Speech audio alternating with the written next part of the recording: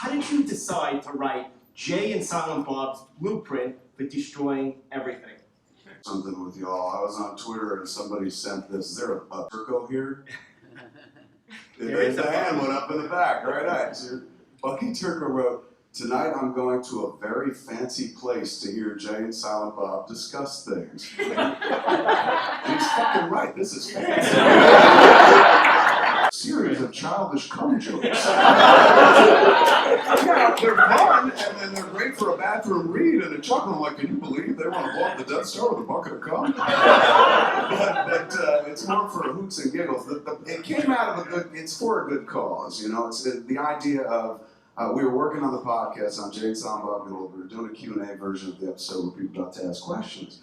And then somebody was like, hey man, why don't you guys do a book full of blueprints? Like, you know those blueprints you did in the movie? You should do more of them. We were like, oh, that's a fucking cool idea. And then we forgot about it. And then somebody on Twitter was like, hey, there was somebody on your podcast talking about you should do a book of blueprints. That is a good idea.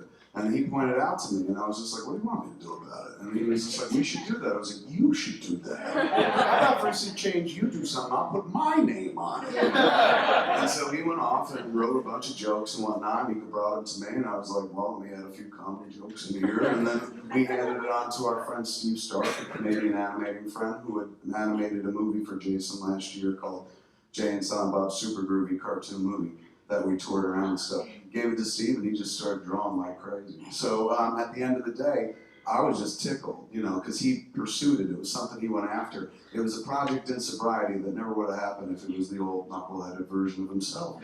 But in 4 years plus change sober, he's been able to put together a lot of shit, including producing the cartoon movie, doing the book, and now he's like one of the producers on Tusk, this movie we got coming out, and this movie we're about to start next week called Yoga Hosers, and he's in Yoga Hosers too. Like, this is a dude who for years, you know, the better or for worse, people were like, hey, it's Jay from Clerks and shit. And I always felt bad about that because I saddled him with Jay from Clerks. I didn't give him any other roles. You know, it's always Jay from Clerks.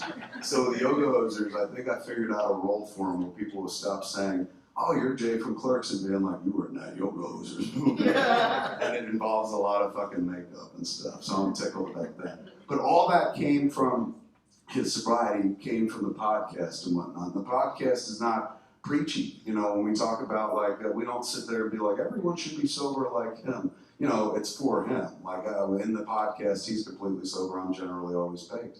But the idea is that we advocate a philosophy of handle your fucking high. It's that simple. Life is very difficult. As adults, we should be able to check out, unwind, get out of our own heads or bodies, so to speak, in any way you want to do that, as long as it doesn't hurt somebody else.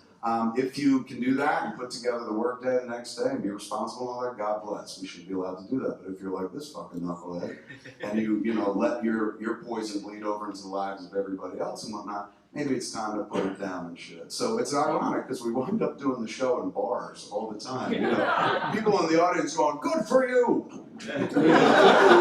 And chugging down, but because of that podcast, man, it jumped into all these other projects. And now I look at the book and I'm just tickled because I'm like, all right, name 3 American authors, man. And it's like, okay, Mark Twain, Stephen King, and Jason Mewes. So, you know, he winds up on that list. Could many of you hold up the book because it's such a great cover?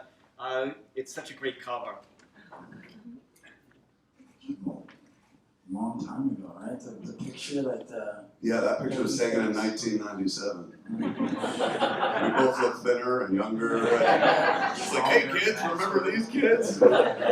If you put us on the cover, people would be like, is that Jay and Silent Bob's grandparents?